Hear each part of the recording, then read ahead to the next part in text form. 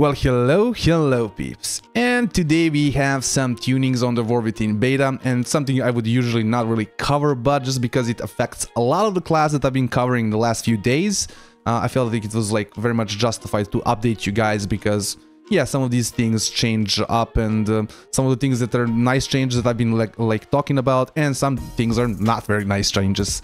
So let's just kind of get into it right away. Death Knight's Strangulate PvP talent now overrides Asphyxiate, but its cooldown is decreased by 245 seconds. It was 60 seconds before. Its duration is increased to 5 seconds, was 4 seconds, and its range is increased to 20 yards, was 15 yards. So overall a buff to Strangulate, but how is this gonna end up being in PvP? I feel like in arenas, definitely gonna be something you can kind of set up, right? You can have a teammate that has a stun, but outside of arenas, I feel like this is definitely a nerf. Like if you're playing some BGs, now you basically don't have a stun, right? So if you use this, so definitely something that's I guess gonna be felt more in BGs when you're trying to like kill a healer or do something like that, or set up kills on your own, right? Because if you go for Strangulate, then you basically don't have a stun. I think it's I kind of like it also, and don't like it in two ways. So thematically, I just think Strangulate is a part of Death Knight personally, because I'm an old Death Knight player, right? But I also like kind of balance-wise, where, you know, it's not just like an addition to the class with the PvP talent. It also makes it kind of a choice, so it's not like, oh, an automatic pick because you have to have this piece of CC, right? Overall, I would still say this is kind of positive, because definitely something you're going to be able to coordinate in arenas, to have like your teammates stun, and then you have a bigger silence after that, and it also just has a lower cooldown. Demon Hunters now, a big nerf. Kudos to the content creator who has been crying out about this ability for, I think, last 3 months. You've gotten it nerfed. Cleansing Flame now only removes one magical effect. My personal take, I never taken this really for the magical effect, purging effect. You take this to protect your brain from the aneurysm inducing absolutely cancerous instantaneous range roots. Like that is why you take this. This was also pretty much a must-take talent in like 2s arenas a lot of the times, because just certain specs can absolutely nullify you. You know, you just follow a druid behind line of sight, boom, instant rooted, bashed, cycloned, everything, right? So definitely was like a must-need in those situations, and I mainly used it to counter those instantaneous cancerous roots. So my personal take is definitely just change this into a root removing talent personally, right? I feel like the magical effect part is what's annoying really people, and that's not really it. Maybe it's my perspective only, right? That's not really why I picked this talent. I picked this talent because I want to get out of roots, man. I don't want to be rooted behind a freaking pillar for 10 seconds, and I also don't want to be freaking forced to play in a way where I can't ever go out of line of sight of my healer, because I'm just gonna eat a root and just stay there forever and be trivialized with just something instantaneously cast, right? So basically just change this into like a root removing thing, and I'm gonna be personally happy.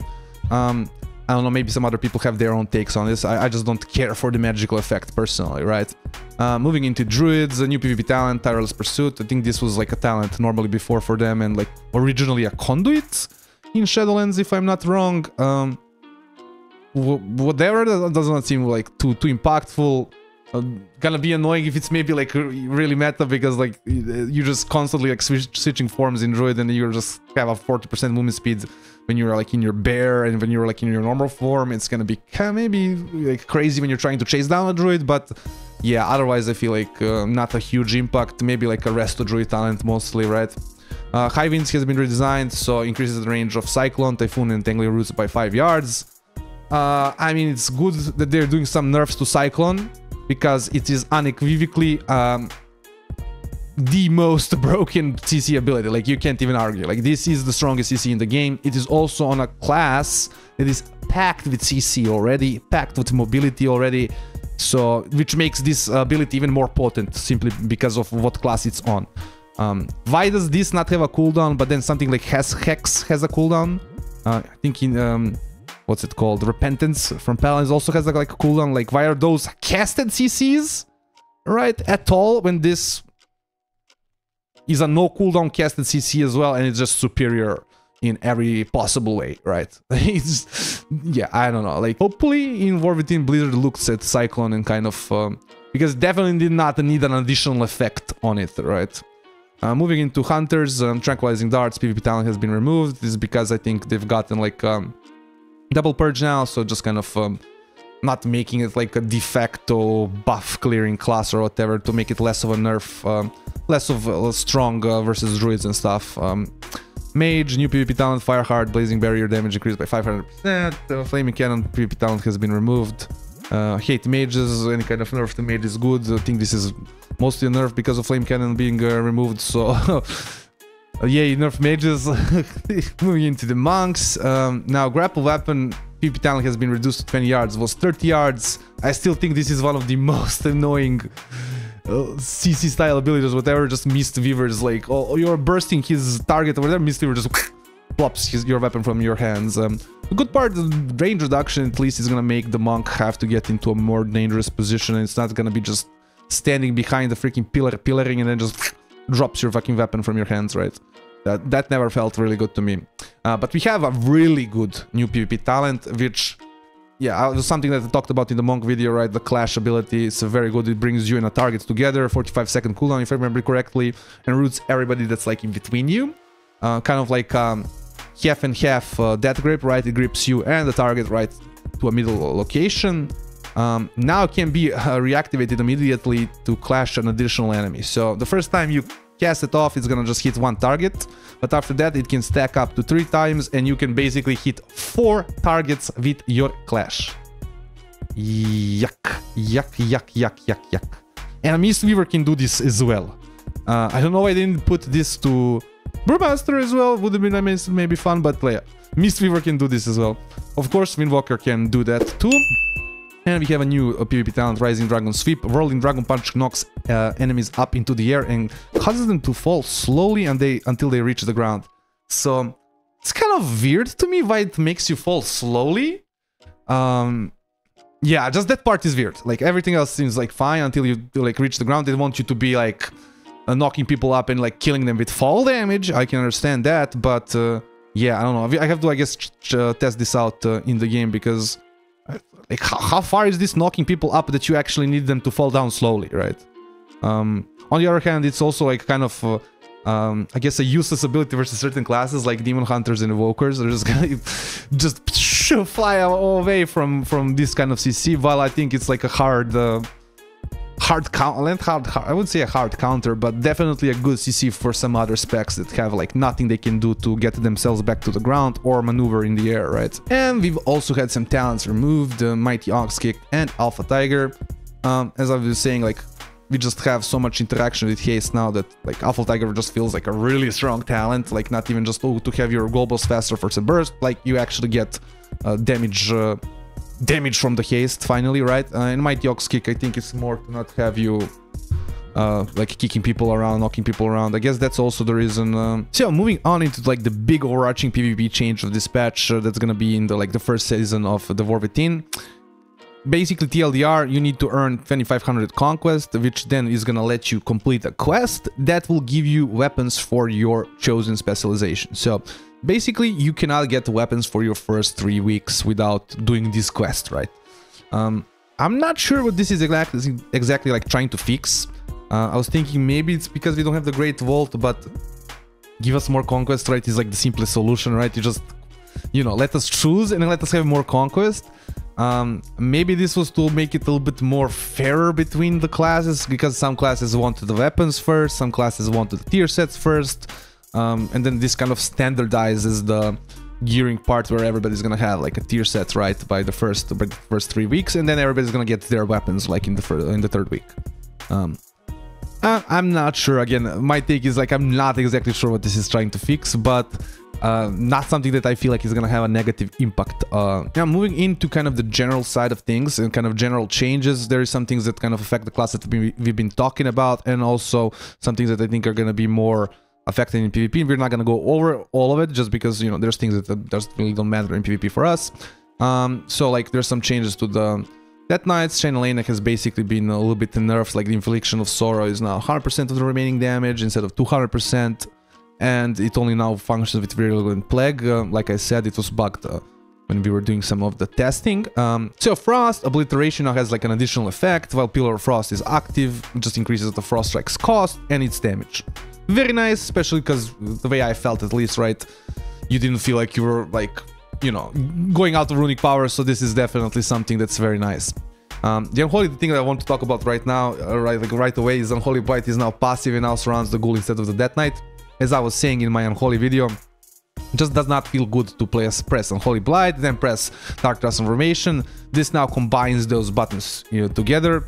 Obviously, I don't think Blizzard watched my video and listened to me, especially since I think the thing that I recommended was to just make one of them not be on the global cooldown. So definitely nice change, and also kind of fits in line with those kind of design ideas where they're not pruning stuff, but they're combining things where it doesn't feel like a good button to press, which is, I think, very, very nice. Sudden Doom no longer causes Epidemic to burst festering wounds on the target.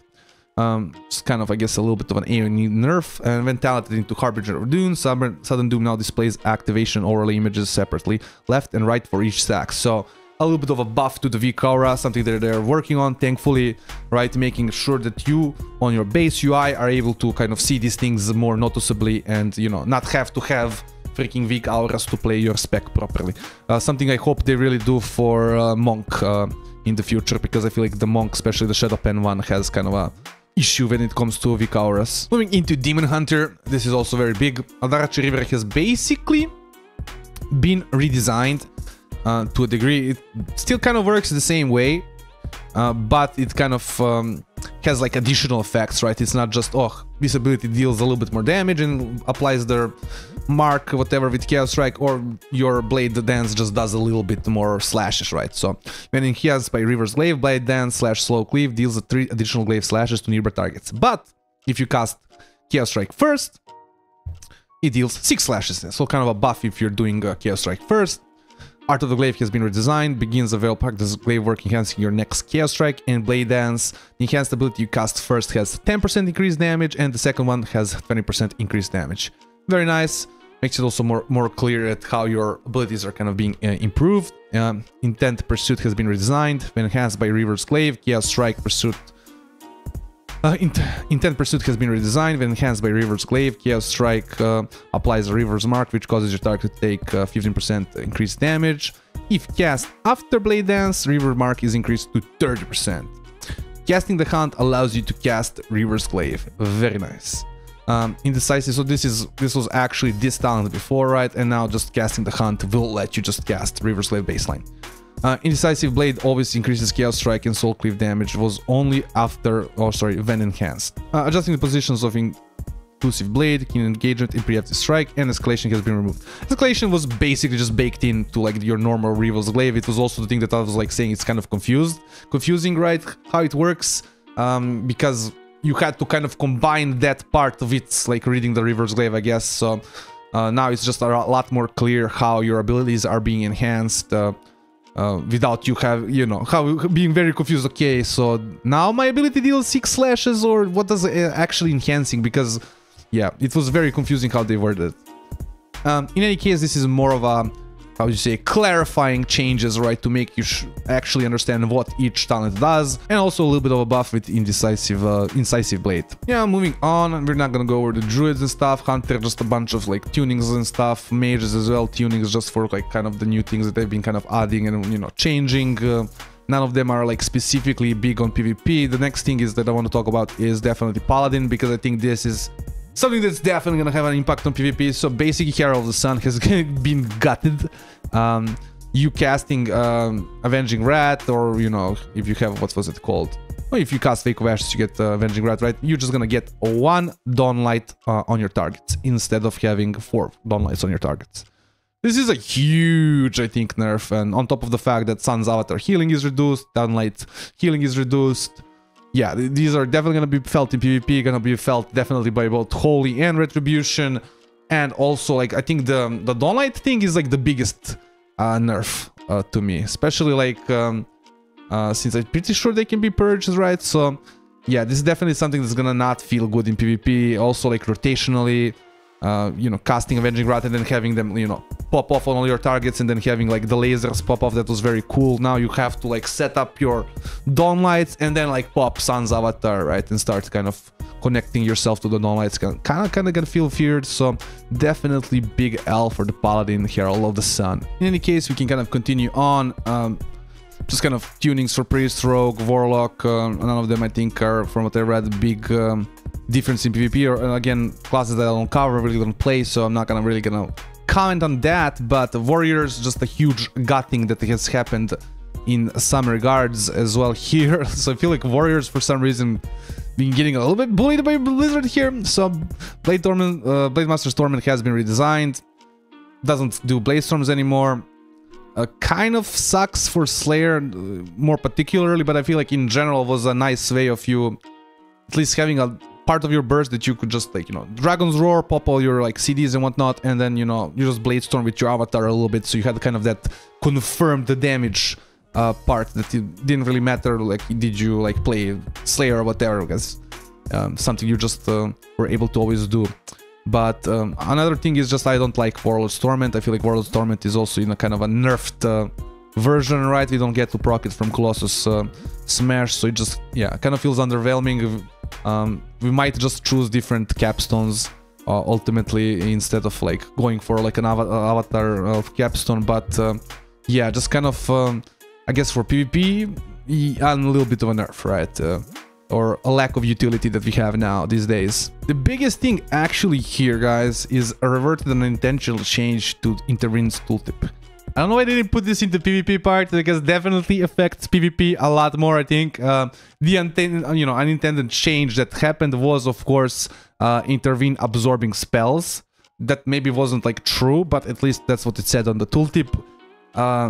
That's how would you say, that's just a nerf, right? Not really a nerf, right, if it was like not really in the game ever, right? But something that we were very hyped, at least I was hyped on the Warrior, right, for, and now at least you know for a fact, yeah, that was a debate by Blizzard. So definitely just a kind of a, let's call it, for lack of a better word, a cucking for the Warrior here. Like, doesn't seem like they're treating Warrior very nicely, especially since Warrior is a class that I think needs help on the arm side specifically. Fury, just a little bit of a buff for Odin's Fury. I mean, a little bit, 133% overall is not little. It makes Odin's Fury definitely a good choice. We just have to kind of test, see kind of the builds that are going to be good in PvP. And I think, peeps, that's about it. I would not usually cover tunings on the beta, but I feel like this very much affected the classes that I've been going over, and a lot of these are big impact things. Like, some of these things really, I think, are going to be you're gonna feel them in your gameplay. So I hope you've enjoyed this little video. Like, comment, subscribe, all those things that YouTubers want you to do, and have a nice day.